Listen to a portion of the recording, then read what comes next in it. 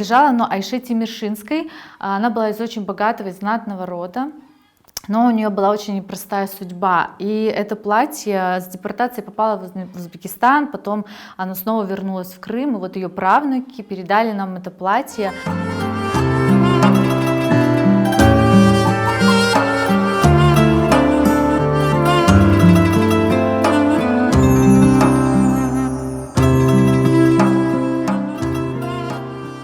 Платье это ручной работы, видно, что тут вышивка, пуговицы вот разные, видно, что оно не один раз ремонтировалось, тут латки есть кое-какие.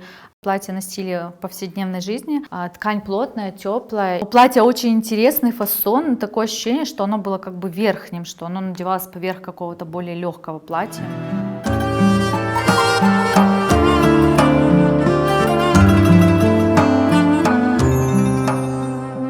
С помощью таких вещей мы можем видеть, какие наряды носили наши хартаналар. И вот теперь мы будем показывать посетителям нашего музея, рассказывать о их непростой судьбе. И все это как бы невидимой нити связывает нас с этими стариками. И мы можем даже чувствовать тепло, которое излучают эти вещи.